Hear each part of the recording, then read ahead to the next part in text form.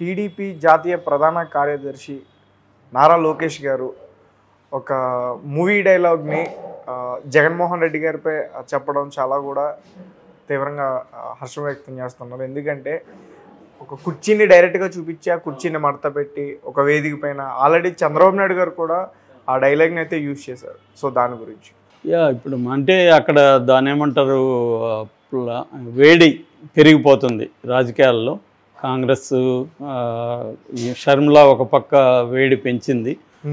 ఆ వేడి పెరిగిపోయేసరికి ఇప్పుడు వీళ్ళకి కొంత లైమ్ లైట్ తగ్గింది, తెలుగుదేశం జనసేనకి. దాంతో వాళ్ళు కూడా రెడీ అయ్యారు, మనకు కూడా లైమ్ లైట్ కావాలని. కొంత షర్మిలది కొద్దిగా తగ్గుతుంది, పైగా పెళ్లి హడావిడిలో ఉంది కాబట్టి వీళ్ళు ఇప్పుడు మనం మైలేజ్ తీసుకురావాలన్నది ఒకటి. తెలుగుదేశం శ్రేణుల్లో ఒక ఉత్సాహాన్ని నింపాలి అనేది కూడా కనబడుతుంది. ఎందుకంటే జగన్ సిద్ధం సభలతో యూత్ని టార్గెట్ చేస్తున్నారు. ఎందుకంటే ఇప్పుడు కొత్తగా మనకి ఆంధ్రప్రదేశ్లో 70 లక్షల మంది ఫస్ట్ టైం ఓటర్స్ వస్తున్నారు. సో ఈ ఫస్ట్ టైం ఓటర్స్ని అట్రాక్ట్ చేయడం కోసం జగన్ ఏం వ్యూహం పంటున్నా అంటే కొద్దిగా ఈ యూత్కి తగినట్టుగా మాట్లాడడం, డైలాగ్స్ చెప్పడం.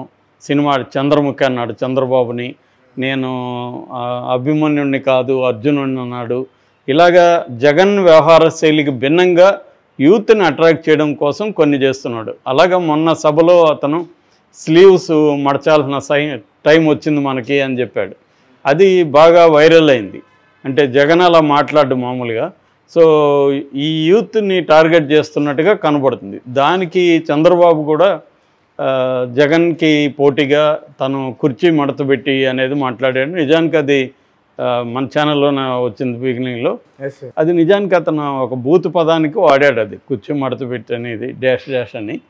దాన్ని మన గుంటూరు కారంలో సాంగ్గానే పెట్టేశారు. దాని మీద విపరీతంగా విమర్శలు వచ్చాయి త్రివిక్రమ్ శ్రీనివాస్ మీద, ఇంత బూతుకు దిగజారాలనా అది ఇదని.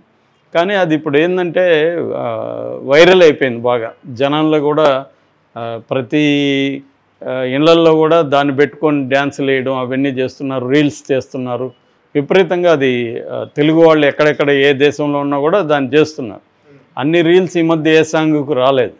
పుష్ప తర్వాత ఎక్కువ రీల్స్ ఈ సాంగ్కే వచ్చాయి. సో ఈ క్రమంలో ఇప్పుడు జనరల్గానే ఏమవుతుందంటే రాజకీయాల్లో ఏది ఇంట్రెస్టింగ్గా ఉంటే, ఏది వైరల్ అయితే దాన్ని వాళ్ళు కూడా పట్టుకుంటారు. ఒకసారి రాజకీయాల్లో వైరల్ అయిన దాన్ని సినిమాల్లోకి తీసుకొస్తారు. ఇవన్నీ పరస్పరం జరుగుతూ ఉంటాయి. అలాగే చంద్రబాబు దాన్ని పట్టుకున్నాడు. దాంతో మళ్ళీ లోకేష్ ఏమో కుర్చీ చూపించి అతనేమో దాన్ని వేరే రకంగా చేశాడు. ఇలాగా నీ కుర్చీని మేము మడతపెట్టి పక్కకి వేసేస్తాము, నీ కుర్చీ ఉండకుండా చేస్తాము అనేది లోకేష్ అభిప్రాయం. కానీ జనాల్లో కుర్చీ మడతపెట్టి అనేదే బాగా ముందుకెళ్ళింది. దాంతో ఇప్పుడు వైసీపీ వాళ్ళంతా కూడా విమర్శలు మొదలుపెట్టాడు. అసలు నీలాగా కుర్చీని లాక్కునే టైపు కాదు మేము, కుర్చీని మాకు ప్రజలు మాకు ఇస్తారు, అంతేగాని మీరు కుర్చీ లాక్కునే బ్యాచ్ కాబట్టి మీకు అలాగే కనపడుతుంది అని ఆల్రెడీ చెప్తున్నారు. ఇక కొడాలి నానేమో నువ్వు హైదరాబాద్లో నీ కుర్చీ ఎప్పుడో మడతపడిపోయిందిరా, ఇక్కడ కూడా మడతపడిపోతుందని మాట్లాడుతున్నారు. సో ఇలాగ పరస్పరం ఇంకా ఒకరు రెచ్చగొట్టుకోవడం అనేది అక్కడ కామన్ అయిపోయింది. ఎందుకంటే ఇప్పుడు ప్రతి ఒక్కరు కూడా మేమేము అధికారంలోకి వస్తే ఏం చేస్తాము, మీరు అధికారంలో ఉన్నప్పుడు ఏం చేశారు, ఇది ప్రధానంగా ఉండాలి.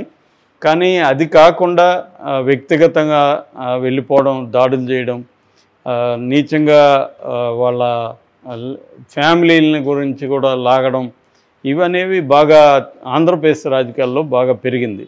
ఎందుకంటే చాలా ఈసారి చంద్రబాబుకి ఒక రకంగా చివరి ఎన్నికలు, చంద్రబాబుకి కాదు అది తెలుగుదేశానికి కూడా చివరి ఎన్నికలు అని చెప్పొచ్చు. ఈసారి కానీ ఓడిపోతే మళ్ళీ డిఫికల్ట్ అవుతుంది. ఈ క్రమంలో తెలుగుదేశం వైపు నుంచి కూడా మొత్తం మోహరించారు. మీడియా కూడా చాలా ఇంతకుముందు ఎప్పుడూ లేనంతగా జగన్ని అటాక్ చేస్తుంది. తెలుగుదేశం మీడియా కూడా ఇంతకుముందు కనీసం కొంత బ్యాలెన్స్గా ఉండేవాళ్ళు కూడా ఇప్పుడు 95% ఆ మీడియాలో జగన్ మీద నెగిటివ్గా తప్ప ఇంకా వేరే రకంగా రావట్లేదు. అట్లాగే జగన్ మీడియాలో కూడా 95% తెలుగుదేశం జనసేనలకు యాంటీగా వస్తుంది. సో ఇంత ఇదొక యుద్ధంలాగా ఉంది. యాక్చువల్గా ఎలక్షన్లు అనేది ఏంది, వీళ్ళందరూ చెప్పేది ఏంది, మేము ప్రజలకు సేవ చేయడం కోసం రాజకీయాల్లోకి వచ్చాం.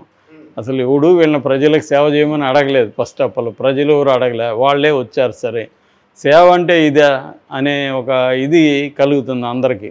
అయినా ఇప్పటికీ వాళ్ళు అదే చెప్తుంటారు సేవ అని. ఎవడు నమ్మడని వాళ్ళకి కూడా తెలిసినా ఇంకా వేరే ఏం చెప్పరు. సో ప్రజల కోసం, దేశం కోసం, ధర్మం కోసం అన్నట్టుగానే మాట్లాడుతుంటారు. సో ఆ కాంటెక్స్లో ఇలాంటి వాటి ద్వారా వాళ్ళు బయటపడిపోతుంటారు. అంటే ఇప్పుడు లోకేష్ కానీ చంద్రబాబు కానీ చేయాల్సింది ఏంటి, జగన్ పాలన ఎంత ఘోరంగా ఉంది, ఏ వర్గాలకి అన్యాయం జరిగింది అనేది చెప్పాలి. అట్లాగే మేము వస్తే బెటర్గా ఏమేమి చేస్తామా, ఈ రెండు ప్రధానంగా చెప్పాలి.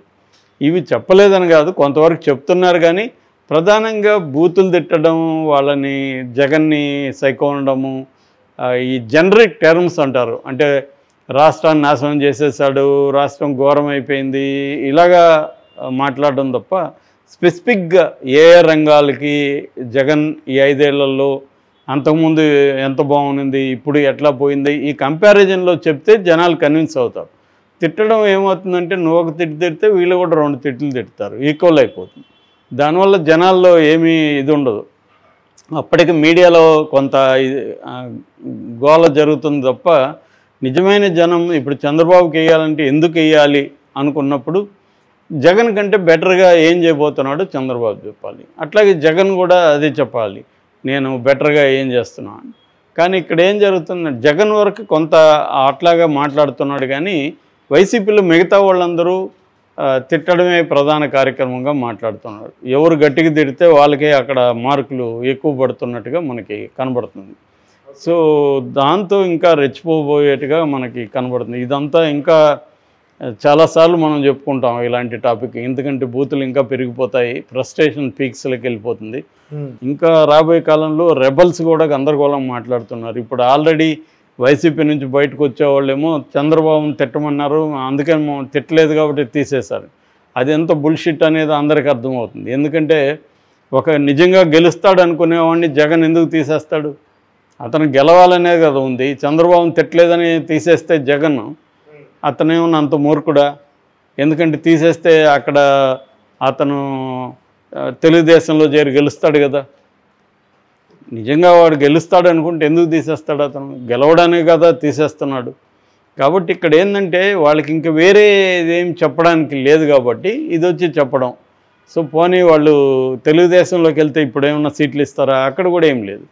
సో ఇక్కడ ఇప్పుడు వాళ్ళ పరిస్థితి ఏంటంటే, తీసేసిన వాళ్ళ పరిస్థితి ముందుకు వెళ్ళలేరు, వెనక్కి రాలేరు, అలాంటిది ఉంది. కొంతమంది వెనక్కి వచ్చేస్తున్నారు, తెలుగుదేశంలో అయినా వెనక్కి వస్తున్నారు, ఇటు వైసీపీలో అయినా వెనక్కి వస్తున్నారు. ఎందుకంటే తెలుగుదేశం నుంచి బయటకు పోయినా వాళ్ళకి వేరే ప్లేస్లు ఏం లేదు, వైసీపీ నుంచి బయటకు వెళ్ళినా వేరే ప్లేసులు లేదు.